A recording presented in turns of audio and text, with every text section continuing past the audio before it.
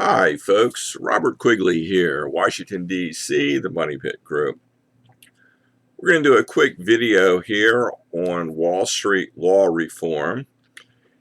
We're going to talk about limiting access to the New York Stock Exchange and NASDAQ. We all know that industries hate to be regulated. All across America, every industry on the planet spends endless amounts of money lobbying Congress.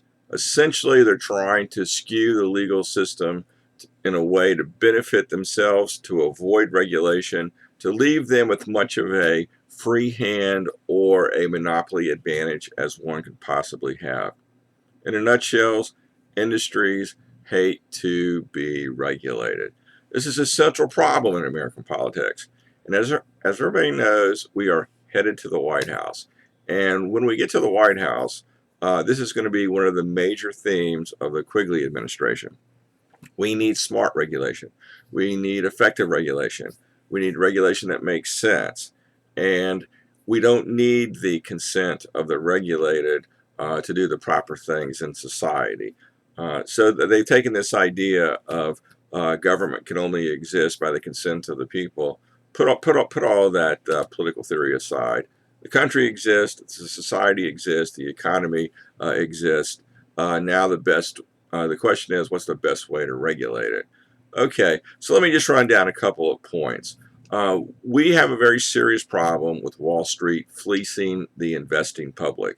So what's one of the major things that we can do to curtail that fleecing, aka stealing hard-earned money from the American public?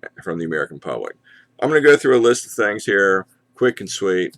One of the very first dividing lines that we should have is that any company that is not already profitable should be denied access to the markets. What we have today is we have a lot of speculative companies, whether they're biotechs, tech startups. Doesn't matter. You got a lot of people with a wish and a prayer, throwing a Hail Mary pass, hoping that they've got a business idea that's going to change the world, and they've raised capital from the public markets. And surprise of all surprises, there's a huge number of losses in this category. Just one off the top of my head, Sorrento comes to mind. SRNE. I took my screen down a minute ago, but that is an issue.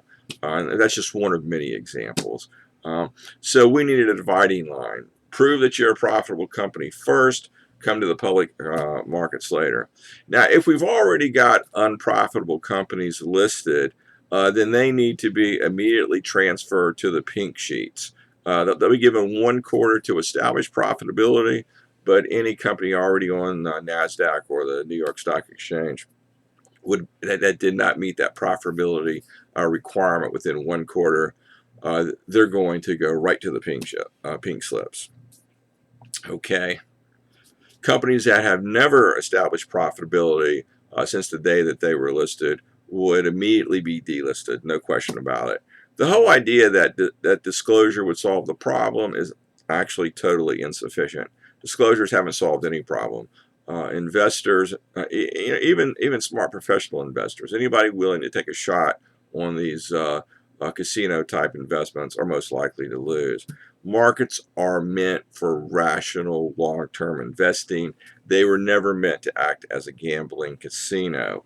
Okay, so the proper growth is first establish profitability, then use public money to grow that business. Industries need to be sidelined here. You know, the SEC has commissioners. You know, Wall Street has a huge presence in the regulatory world of itself. This must come to an end. The ultimate test is very simple. Think about it for a minute. You know, if some guy owns a company out here and his friends and his family and the insiders, the banks and the venture capitalists, what we would call the smart money, if they all think it's a bad investment, then why in the world should we let these companies steal from the general public? They need to be kept off the exchanges. So that's kind of my take on this one particular topic in a nice summary form. As everybody knows, we are headed to the White House. Please subscribe to the channel below. Let us know what your comments are. You have some positive ideas, some negative ideas. Join the conversation. And till we meet again.